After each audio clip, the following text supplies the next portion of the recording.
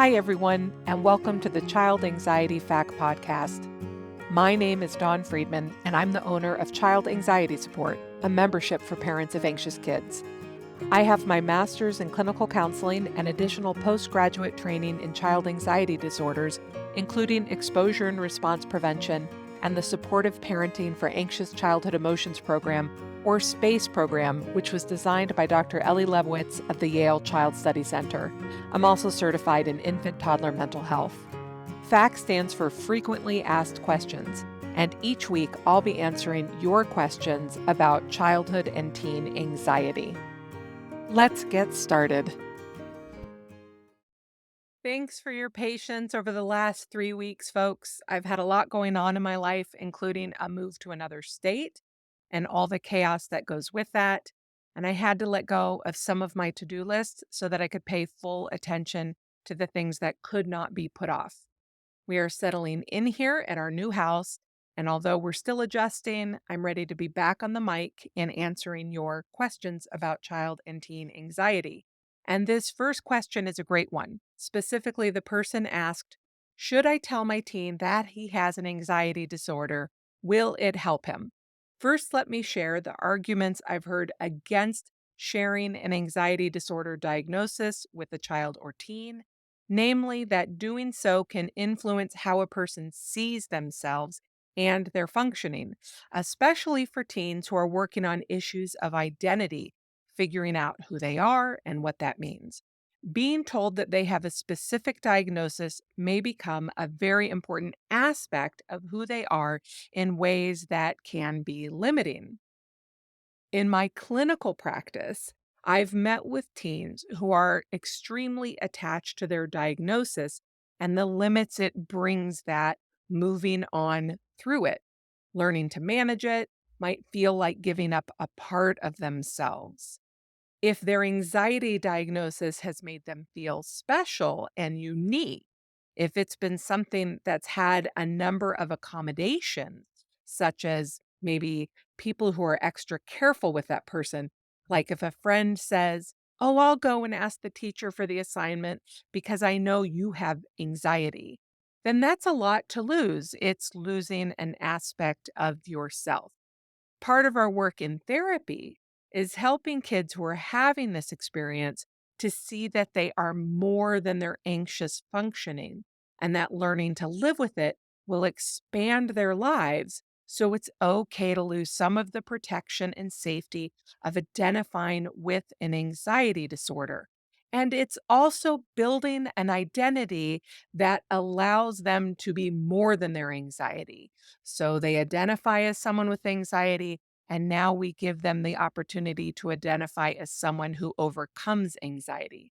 Now, when families are targeting the pitfalls in parenting an anxious child, they are already doing this work because they are helping their child see that they may be anxious, but they are also brave. Things may be more difficult sometimes, but they have the strength to overcome those difficulties. In other words, when we are learning to support our anxious child, we don't need to worry about them becoming too attached to the idea that they are unable to function due to their anxiety. There is no danger of letting them know that they have an anxiety disorder, or if they don't have an official diagnosis, that they struggle with anxiety. In fact, I would argue that telling them this truth can be empowering. Letting a child or teen know that there are words for what they're dealing with and that the feelings they have are real is one of the first steps in learning to manage anxiety.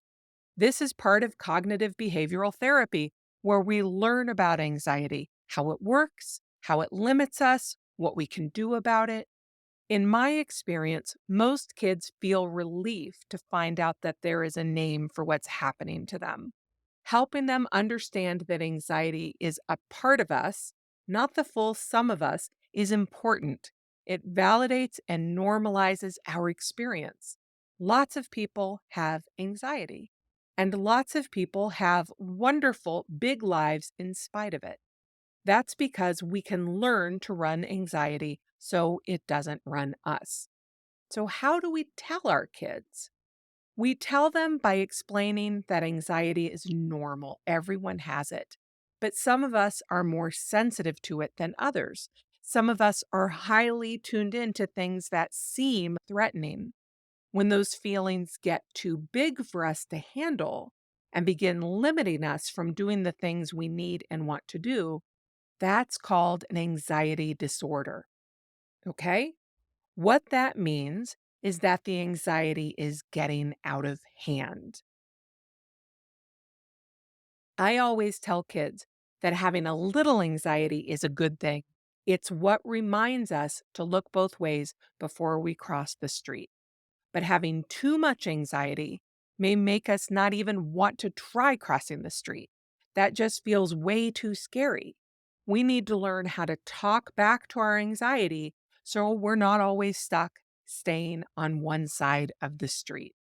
For teens, obviously, the explanation can and should be more sophisticated. The teen years are an anxious time anyway.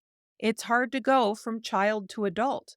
The social stressors are so much worse. The expectations can feel overdemanding. Worries about an adulthood in a world that seems to be coming undone. That's a lot.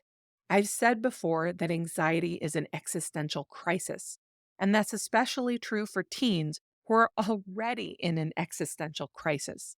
That means they're trying to figure out how to be a person, and the anxious teen is also learning how to tolerate the intense discomfort of worrying that they're not capable of figuring out how to be a person. As parents, we may unintentionally contribute to this existential crisis by getting on board with their worries about grades or about friends or getting into college. Doing this is an accommodation, it's a pitfall. It's saying to them, you should be freaked out about all of this. Your anxiety and angst about it is warranted. That's incredibly tricky for parents. But I think for teens, especially, we need to focus more on coping. We need to focus more on anti anxiety skills, and we need to let the future work itself out. This might mean letting go of specific college plans. And remember that there is no expiration date on getting any particular kind of degree or certificate. It might mean being open to a child who misses out on some opportunities while we focus on baby steps to access others. And that can mean prioritizing learning the anti anxiety coping skills, including education about what it means to have an anxiety disorder and building an identity that is inclusive of this without being exclusive of all the other aspects of who they are. Ironically, when we work on becoming an anti anxiety family, even though our focus on anxiety becomes more explicit, it will actually be less central to our family functioning. That's because the family will no longer be consumed by anxiety pitfalls and will instead be creating a family culture of facing and managing difficult feelings. If you have told your child that they have anxiety, and if you've noticed them saying things like, I can't, it's my anxiety, or explaining that their anxiety is preventing them from doing something, or you find yourself doing this yourself, then that's a pitfall. Anxiety as a shut door, a one and done excuse, is a pitfall. However, if you notice your child saying, I need a minute, I'm feeling anxious, or is using tools and explaining that they're deep breathing or fiddling with their shirt buttons because they're anxious, then that's coping. Anxiety as an acknowledged bump in the road is a reason. That's not a pitfall, even if it feels sticky. Anxiety may slow us down, but it doesn't have to stop us. None of this, learning to cope, wrestling with the reality of it, accepting our anxious feelings and understanding that we have to deal with them, can happen if we're not explicit about what we're going through, specifically that we have anxiety. So, again, my answer to the question whether or not you should tell your teen that they have anxiety is yes, you should tell them. It's the first step to overcoming it. Naming it allows us to deal with it. If you have questions about that, specifically how to talk to your kids about anxiety, please reach out to me. Thanks. Thank you so much for tuning in this week. If you have a question you would like me to answer on the show, please go to childanxietysupport.com/FAQ. And if you'd like to learn more about the Child Anxiety Support membership, please go to childanxietysupport.com. The membership offers courses, live events, and community to help you design a personalized program to free your family from the trap of child anxiety. I hope you'll consider subscribing to the podcast and sharing it with any friends or family who you think might find it helpful. You can get more of my child anxiety content over at Instagram, where I'm Dawn Friedman, MSED, or on Facebook at the Child Anxiety Support page. Thanks again, and have a great week.